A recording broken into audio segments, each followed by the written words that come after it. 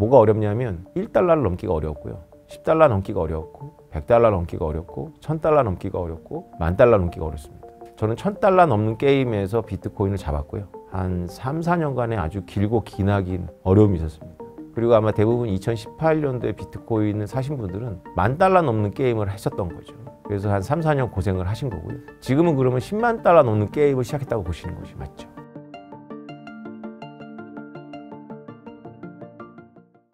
네, 저는 오태민이라고 합니다. 2014년도에 비트코인 발견하고 지금까지 10년 동안 비트코인 관련해서 공부하고 강의하고 프로젝트 진행하고 있습니다. 지난 2월 27일 인터뷰에서 5년 내에 1억을 넘는 것에 대해 확실하다고 하셨습니다. 그런데 불과 촬영 이후 2주 만에 1억을 넘었습니다. 1억에 이렇게 빨리 도달한 거에 대해 어떻게 생각하시고 1억을 확실히 넘을 것이다 라고 주장한 이유는 무엇인가요? 사실 지금 우리나라 돈으로 1억은 의미가 없고요. 이제 달러로 10만 달러를 가는 게임인 거죠. 게임으로 치면. 그래서 그 당시에 이제 그 1월에 그 미국의 선물 ETF가 선물이 아니라 미국의 현물 ETF가 비트코인 현물 ETF가 승인이 나서 가격이 좀 떨어졌어요. 그 굉장히 이상한 현상이거든요. 기술적인 이유 때문에 잠깐 떨어질 수는 있지만 그게 이렇게 한 달 가까이 가는 것은 좀 이상한 현상이긴 했어요.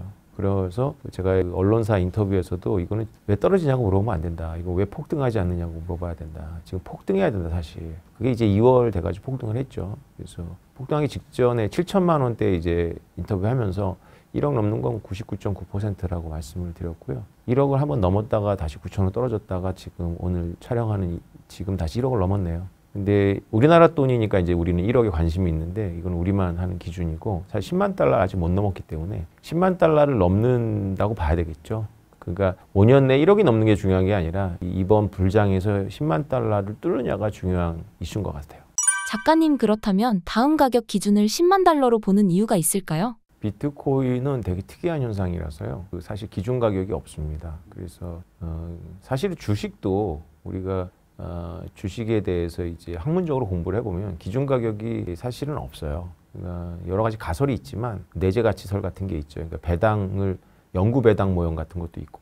그러나 사실 그거는 어떤 그런 참고할 수 있는 것 뿐이고요. 기업의 가치라는 회계적 방식도 사실은 아주 명백하거나 객관적인 건 전혀 아니거든요. 삼성전자의 가치를 삼성전자가 보유하고 있는 현금 자산으로 생각하는 사람 아무도 없습니다.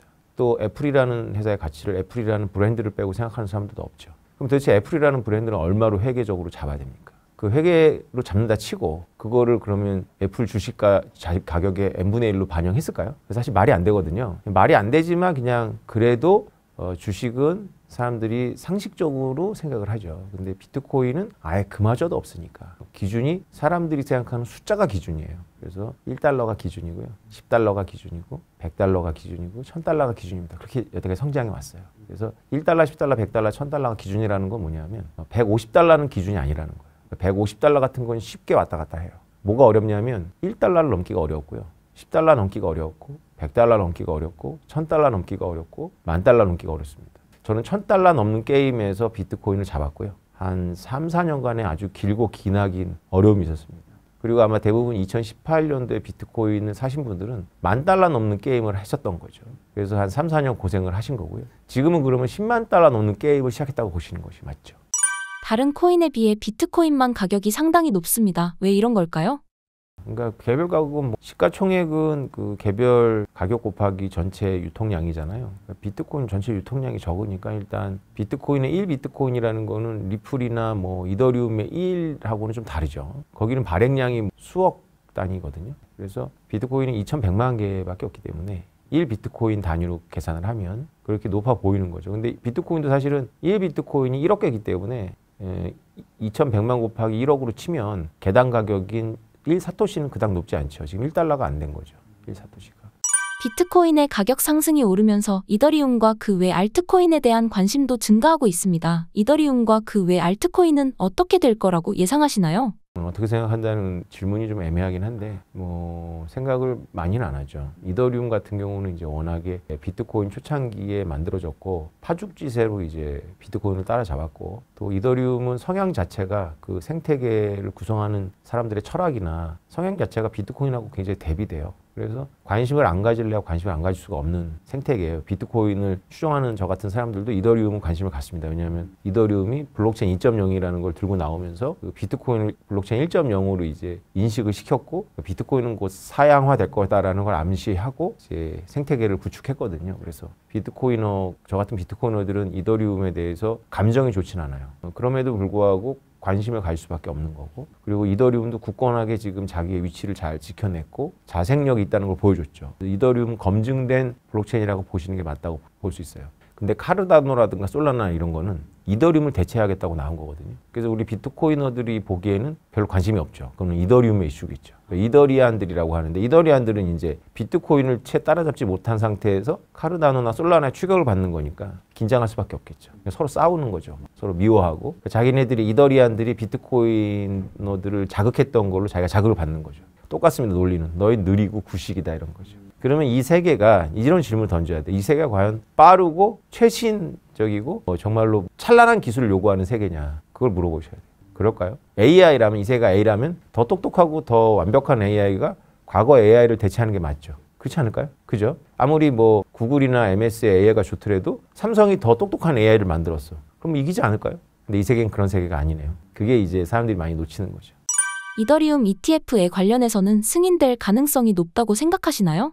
글쎄요. 승인이 안 될 거다라고 단정할 수는 없겠지만 이제 이더리움은 지금 시작이라고 봐야 되겠죠. 비트코인이 10년 동안 SEC의 문을 두드리게 온 거고, 이더리움이 이제 비트코인이 됐으니까 이제 또 따라 하잖아요, 비트코인을. 그러니까 당연히 비트코인의 간기를 갈 건데 쉽게 가게 할 거냐, 바로, 아니면 비트코인의 한 절반이라도 고생을 시킬 거냐는 제가 결정하는 게 아니라 이제 금융감독 엘리트들이 결정하는 건데, 이번에 안 되더라도 조만간 될 가능성이 되게 높다고 보고 있어요. 근데 이번에 될 가능성은 그닥 높다고 보지 않습니다. 비트코인의 ETF 승인을 하고 나서 지금 비트코인 폭등했잖아요. 그래서 관리 감독자들 관점에서는 일단 조심스럽죠. 만약에 1월 달처럼 비트코인이 오르지 않았다면 이더리움 승인 가능성은 더 높았죠. 왜냐하면 우리가 별로 크게 영향을 미치진 않는구나. 그러면 이제 심판자들은 원래 중립성을 지향하거든요. 우리가 어떤 사회 구성원들의 이해관계를 조정하는 위치에 있기 때문에 누구의 편을 든다는 인상을 주면 안 돼요. 설사 그렇게 하더라도 중립적으로 보이고 싶은데 비트코인 ETF를 승인하니까 비트코인 가격이 올랐잖아요.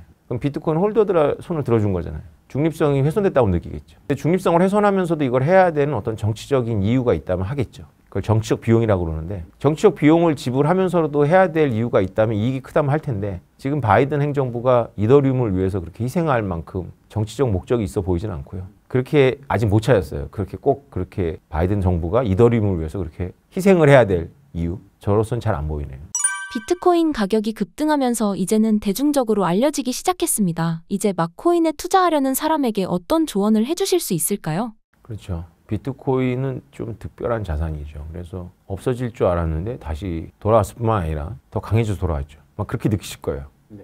왜 내가 2018년도에 안 샀을까? 뭐 이런 생각 하지 않을까요? 근데 가만히 생각을 해보면 됩니다. 답이 있어요. 왜 자기가 2018년도에 안 샀을까요? 모르진 않았을 거 아니에요. 2017년도에 그렇게 난리가 났었었는데 왜 안 샀을까요? 또 한 번의 기회가 있었죠. 2022년도 하락했어요. 고점을 찍고 많이 하락했어요.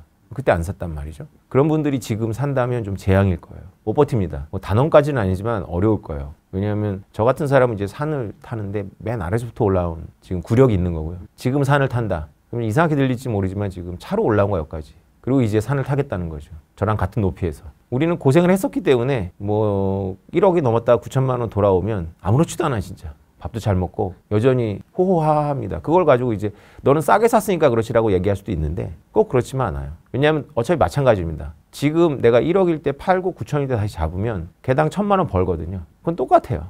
근데 만약에 내가 안 팔고 9천만 원 떨어지면 1억에 1,000만 원의 손실을 한 거거든요. 그래서 사실 수학적으로는 똑같아요. 다만 산을 지금 10년 동안 탔기 때문에 이 정도의 굴곡은 아무것도 아니라는 걸 아는 거죠, 몸으로. 근데 지금 투자를 한다, 못 버틴다고 저는 봅니다. 아래서부터 시작한다는 마음을 갖기가 어렵죠. 그리고 본인들이 이제 좀 너무 늦었다고 생각도 할 거고, 그래서 이제 많은 경우 알트를 찾죠. 그래서 아래서 시작할 수 있는 코인을 찾습니다. 얘도 아래서 시작하지만 에베레스트처럼 높아질 거야. 찾게 되어 있어요. 그 길로 가거든요. 공무도화가의 구절이 생각나네요. 니마 그 강을 건너지 마오. 그리로 가지 말라고 하고 싶은데 그리로 갈 거예요. 그게 비극이죠.